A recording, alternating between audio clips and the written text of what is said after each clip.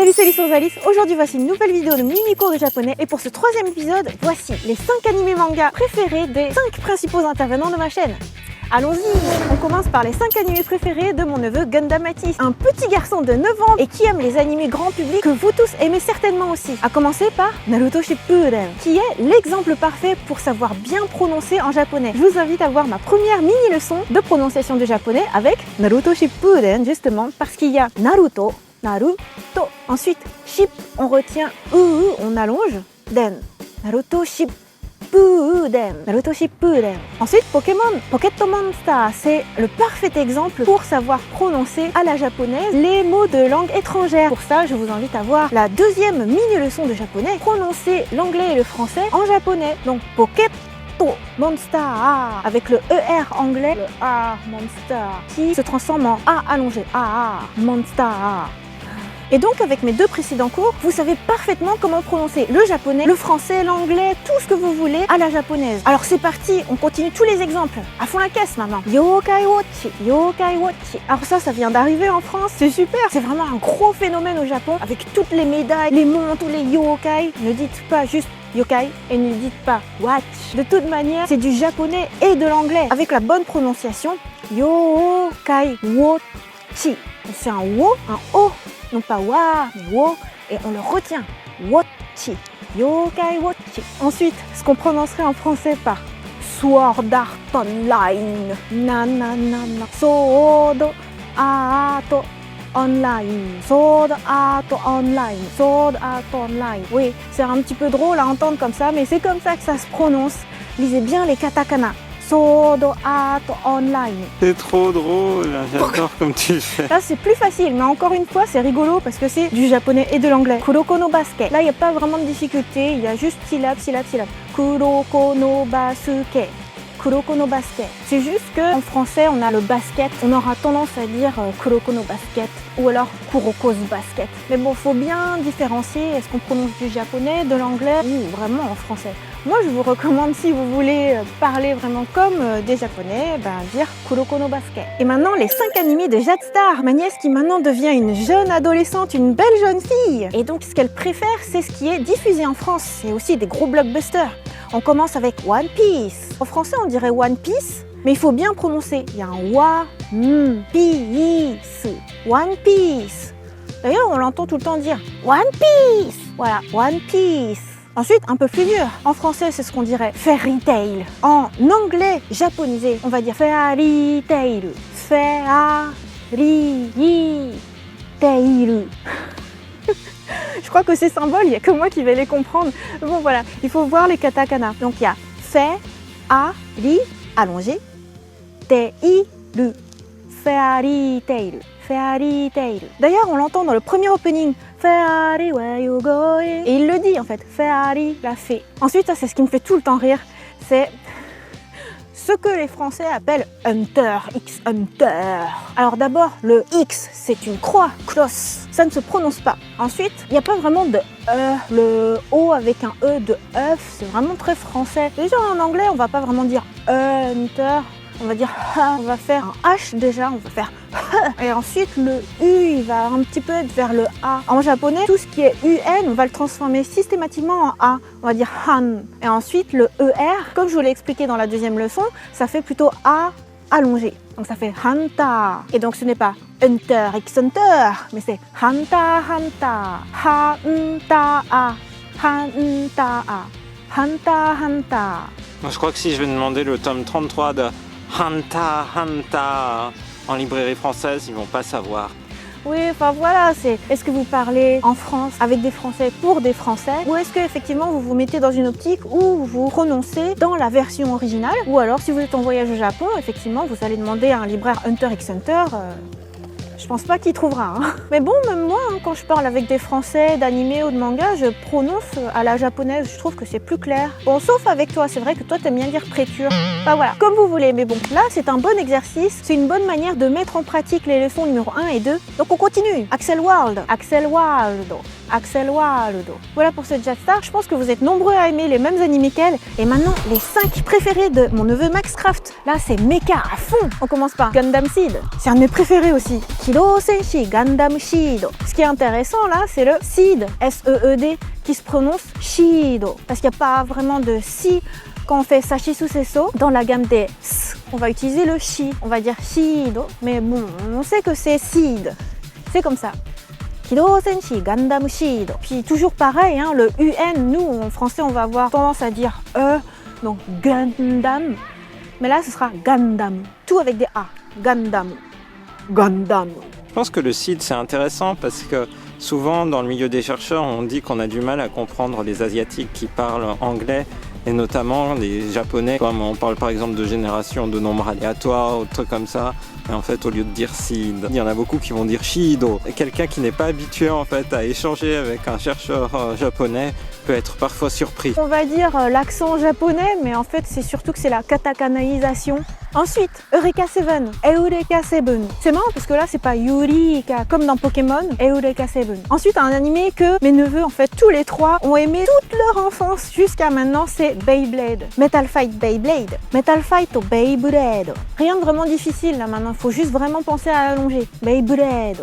Ensuite, Inazuma Eleven. Là, c'est surtout, est-ce qu'on parle en français quand on dit Eleven, parce qu'on voit des E, on dit Eleven, ou est-ce qu'on parle en anglais? On va dire plutôt Eleven, avec le E qui fait I. Donc en japonais, Inazuma Eleven, Inazuma Eleven. Et puis là, c'est le gros coup de cœur du moment, c'est le coup de cœur à la fois pour mon neveu et puis pour moi aussi, c'est Gundam Build Fighters. En particulier maintenant, Gundam Build Fighters Strike. C'est assez facile, en fait, il faut juste tout décomposer, bien compter. Gundam Build Fighters Torai, Gundam Build Fighters Torai, Gundam Build Fighters Torai.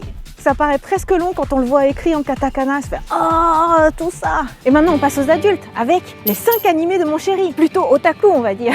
On commence par Dragon Ball Super évidemment. Dragon Ball Super. Là la seule chose qu'il faut retenir c'est vraiment les allongements. Dragon Ball Super, Dragon Ball Super. Dragon Ball Super, Dragon Ball Super. C'est surprenant parce que c'est le cas typique où en kanji va être fuliganisé avec un mot en katakana. Au lieu d'utiliser la prononciation de cho, ils ont utilisé la prononciation du katakana. Ouais, mais je trouve que justement ça fait style en fait sur le logo quand tu vois le cho, ça fait vraiment il y a un impact. Et pour autant tu le prononces tout en anglais, plutôt cohérent avec le Dragon Ball. Dragon Ball. Ensuite, un animé qui a marqué l'enfance de mon chéri, il a été biberonné avec cet animé, c'est Les Chevaliers du Zodiaque, Saint Seiya. Là, il faut juste ne pas oublier le moindre katakana. Saint Seiya, Saint Seiya, Saint Seiya. On serait tenté de dire Saint, parce que c'est vraiment écrit comme pour Saint. Et puis Seiya, le truc, c'est que dans la traduction française, le doublage français, ça a été traduit par Seiyar. Donc on aurait presque envie de dire Saint Seiyar. Mais non, Saint Seiya. Et maintenant plus typique japonais, Non Non Biyori. C'est vraiment un animé et un manga que mon chéri adore. Le drame, c'est qu'il le prononce souvent Non Non Biyori. C'est-à-dire non, non, bio, bi. 4 syllabes. Et en plus, non. Je vous ai dit, le son on en japonais n'existe pas. En réalité, combien de syllabes y a-t-il? Non, non, biyori. 7. Ne pas contracter en 4. Donc ce n'est pas non non biori, mais c'est non non biori. Non non biori. Non non biori. Tu vas essayer Morgane? Non non bioli. Ah ça c'est bien, ça c'est quand tu fais un effort. Et quand tu le dis d'habitude? Non non bioli. Si, c'est pas mal. Ensuite, l'animé de la saison de l'été préféré de Morgane, qui vient juste de se terminer, en beauté d'ailleurs, Amanchu. C'est très très mignon comme nom.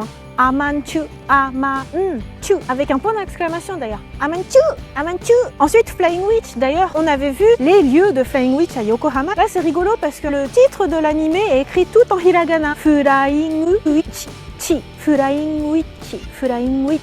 Et enfin, mes 5 préférés à moi. J'en ai plein, évidemment. J'aurais pu en prendre des plus actuels, mais là, j'ai choisi de prendre des grands classiques, ceux qui ont vraiment marqué ma génération, ceux qui m'ont marqué à vie. On commence par Ranma 1/2, Ranma Nibun no Ichi. Ce qui est intéressant, c'est que Ranma, c'est des kanji. Mon père, qui lit parfaitement le chinois, lisait Ruanma. Mais en japonais, Ranma. Voilà. Et Nibun no Ichi, tout simplement, c'est 1/2. Ranma Nibun no Ichi. Ensuite, la jolie guerrière Sailor Moon. Bishoujo Senshi, Sailor Moon. Ce qu'il faut bien réussir à faire, c'est tous les allongements. Bishoujo. Déjà, shoujo, il faut bien allonger le O, le premier, mais pas le deuxième. Pas bishoujo, mais bishoujo. Bishoujo senshi.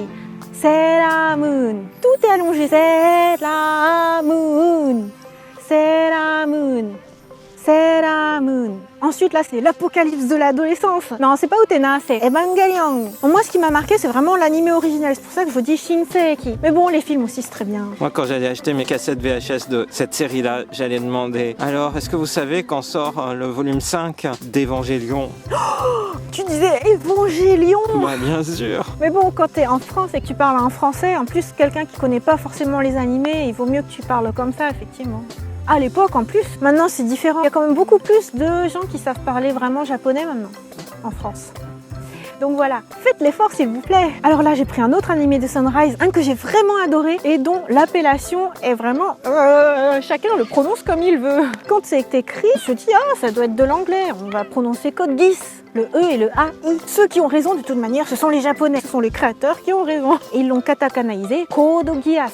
Code Geass. Code Geass. Alors ce qui est trop drôle aussi, c'est le nom du héros, Code Geass, Sangaku no Lelouch. Le héros, il est quelque chose comme français, voilà, c'est un peu le folklore, révolution, tout ça. Donc c'est Lelouch. Mais en japonais, le et puis lou, on va prononcer un peu pareil, on va utiliser le katakana lu, ça fait Lelouch. Ce qui fait que son surnom affectif d'amoureux, eh bien ça fait Loulou, alors que c'est Lelou.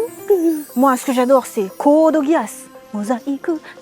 Le meilleur pour la fin, mythique, intergalactique, universel, Macross Frontier, Macross Frontier, Macross Frontier. Pas de difficulté particulière si ce n'est la spécificité. Quand on apprend le japonais, on va apprendre les hiragana, katakana et puis on va se dire voilà, il n'y a rien que ça. Mais comme le monde se globalise et que les japonais ont bien conscience qu'il y a des éléments de prononciation qu'ils n'ont pas juste avec les katakana de base, par exemple le son ti, eh bien on va chercher à évoluer. On va pas toujours utiliser tachitsuteto et faire chi. On va mettre le katakana te et mettre un petit i et ça va désigner ti. Voilà. Donc celui-ci, on va pas dire Macross Frontier, mais on va dire Macross Frontier. Pour moi, c'est juste mais c'est parce que je suis hyper fan de Cheryl Norm, voilà. Mais non.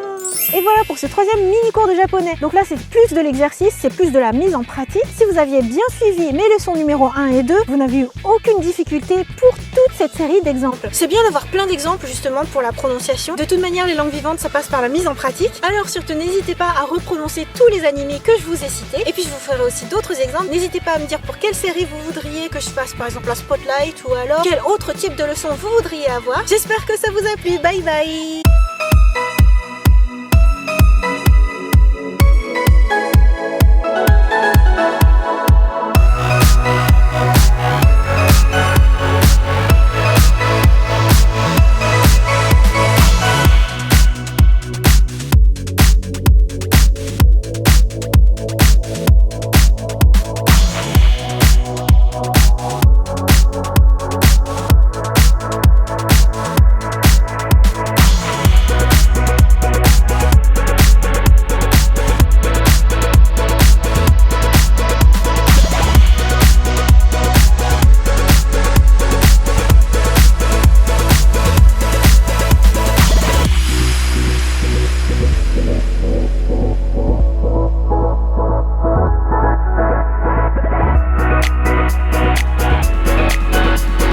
Maintenant, je veux la vidéo Dragon Ball. Si vous voulez une vidéo prononciation autour des personnages de Dragon Ball, laissez un commentaire. Mais je pense que si je fais Dragon Ball, je ne ferai pas que prononciation, je ferai aussi l'historique de pourquoi est-ce que ces prénoms-là, pourquoi est-ce que ces titres-là, pourquoi, voilà. Donc ça nécessiterait un peu plus de préparation. Parce que je pense que aussi les gens, ils ont bien remarqué que tu disais pas Zamasu, comme moi, mais que tu disais Zamas. Et qu'il y a une raison derrière. Mais si tu as bien suivi quand j'explique pour Naruto Shippuden, j'explique pourquoi. Eh bah bravo. Eh bah c'est super. Bye bye. Bye bye. Et sur ce, goûtez.